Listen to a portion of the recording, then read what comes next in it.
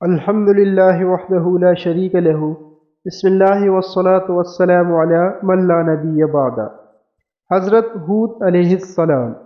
حضرت ہود علیہ السلام کا نسب نامہ: ہود علیہ السلام بن صالح بن ارفخشاد بن سام بن نوح علیہ السلام بن لامک بن متوشالح بن اخنوخ ادریس علیہ السلام بن یرد بن محللئیل بن قنان بن یانش بن شیس بن آدم علیہم السلام۔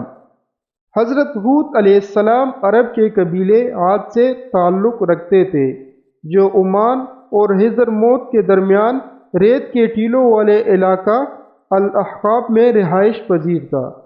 آپ علیہ السلام کا قبیلہ عاد بن ارم بن عوس بن سام بن نوح کی اولاد سے تھا۔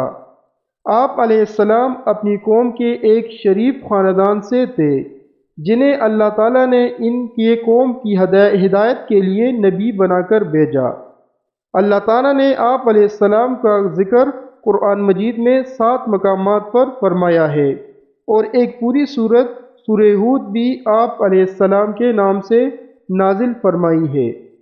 حضرت ہود علیہ السلام کی بعثت: قوم نوح کی ہلاکت کے بعد اللہ تعالیٰ نے قوم عاد اول کو زمین پر آباد کیا۔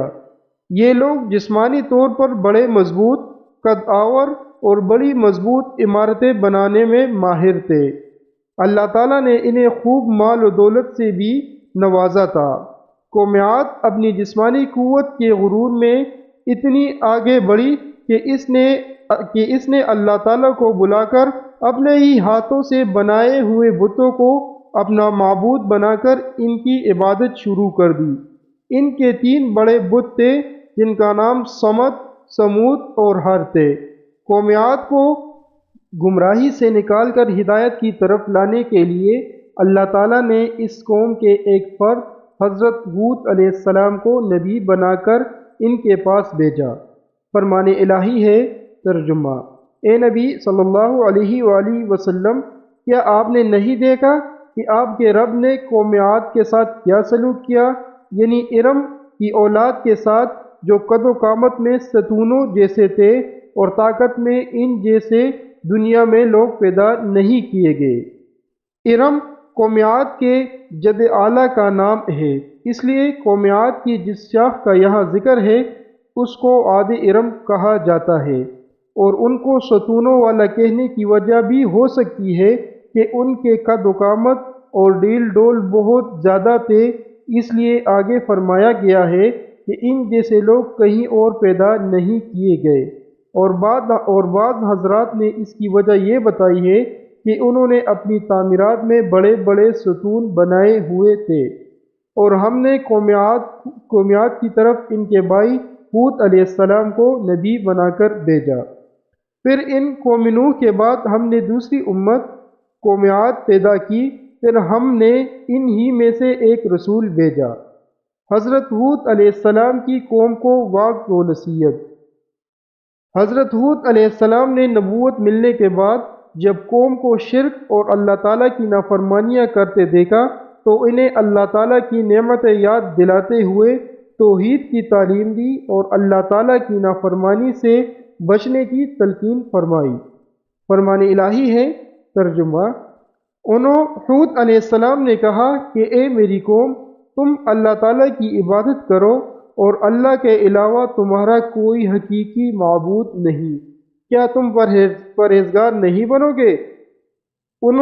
ہود علیہ السلام نے کہا کہ اے میری قوم، اللہ ہی کی عبادت کرو، اس کے علاوہ تمہارا کوئی معبود نہیں، تم تو صرف بہتان باندھتے رہو۔ اے میری قوم، میں تم سے اس تبلیغ پر کوئی اجرت نہیں مانگتا، میرا اجر تو اس اللہ کے ذمے ہے جس نے مجھے پیدا کیا ہے، تو کیا پھر بھی تم عقل سے کام نہیں لیتے ہو؟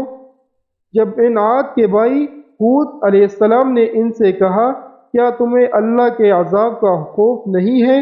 میں تمہارے لیے امانت دار رسول ہوں، لہٰذا تم اللہ کے عذاب سے ڈرو اور میری اطاعت کرو۔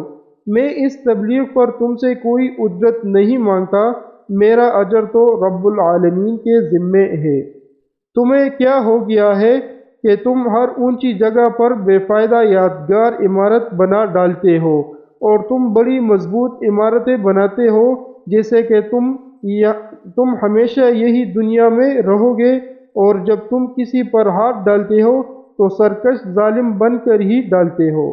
تم اللہ کے عذاب سے ڈرو اور میری پیروی کرو، اس ذات سے ڈرو جس نے وہ کچھ تمہیں دیا ہے جو تم جانتے ہی ہو۔ اس نے تمہاری مدد کی جانوروں اور اولاد سے بعد اور چشموں سے، مجھے تو تمہارے بارے میں بڑے دن کے عذاب کا خطرہ ہے۔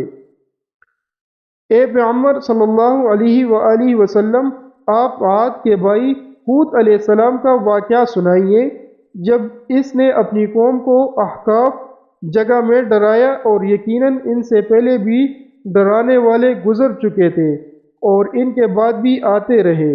ہود علیہ السلام نے کہا، اللہ کے سوا کسی کی عبادت نہ کرو، بے شک میں تمہارے بارے میں ایک بڑے سخت دن کے عذاب سے ڈرتا ہوں۔ حضرت ہود علیہ السلام کو قوم ہود کا جواب۔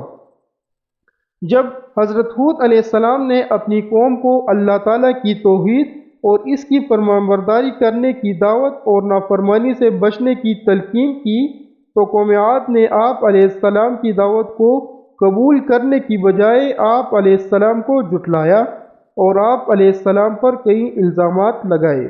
فرمان الہی ہے، ترجمہ: ان ہود علیہ السلام کی قوم کے کافر سرداروں نے کہا کہ ہم تو تجھے ایک طرح کی بے وقوفی میں مبتلا دیکھ رہے ہیں، اور ہمارے خیال میں تم جھوٹے ہو، نعوذ باللہ۔ انہوں قوم کے سرداروں نے کہا، اے ہود، تم نے ہمارے سامنے توحید کی کوئی واضح دلیل پیش نہیں کی، اور ہم اپنے معبودوں کو صرف تمہاری بات میں آ کر نہیں چھوڑ سکتے، اور نہ ہی ہم تجھ پر ایمان لانے والے ہیں، بلکہ ہم تو یہی کہتے ہیں کہ ہمارے کسی معبود نے تمہیں خراب دماغی مرض میں مبتلا کر دیا ہے۔ اور ان کی قوم کے وہ سردار جنہوں نے کفر کیا اور آخرت کی ملاقات کو جھٹلایا تھا، اور ہم نے انہیں دنیاوی زندگی میں خوشحال بنا رکھا، وہ کہنے لگے کہ یہ رسالت کا دعوے دار تو تم جیسا ہی انسان ہے، یہ بھی وہی کھاتا ہے جو تم کھاتے ہو، اور وہی پیتا ہے جو تم پیتے ہو، اور اب اگر تم نے اپنے ہی جیسے ایک انسان کی پیروی کر لی تو یقیناً تم بڑے خسارے میں رہو گے۔ کیا یہ تم سے اس بات کا وعدہ کرتا ہے کہ جب تم مرکز خاک اور ہڈی رہ جاؤ گے تو تم دوبارہ قبروں سے زندہ کر کے نکالے جاؤ گے؟ یہ تو ناممکن بات ہے جس کا تمہیں وعدہ دیا جا رہا ہے۔ زندگی تو صرف یہی دنیا کی زندگی ہے، ہم میں سے کچھ لوگ مرتے ہیں اور کچھ دوسرے پیدا ہوتے ہیں، اور ہم ہرگز دوبارہ نہیں اٹھائے جائیں گے۔ یہ تو ایک ایسا آدمی ہے جس نے اللہ پر جھوٹا بہتان باندھا ہے، ہم تو کبھی بھی اس پر ایمان لانے والے نہیں ہیں۔ قوم ہود نے کہا کہ تم ہمیں وعظ کیا کرو یا نہ کرو، ہمارے لیے سب برابر ہے، یہ وعظ کرنا تو بس پہلے لوگوں کی عادت چلی آئی ہے، اور ہم پر ہرگز کوئی عذاب نہیں آئے گا۔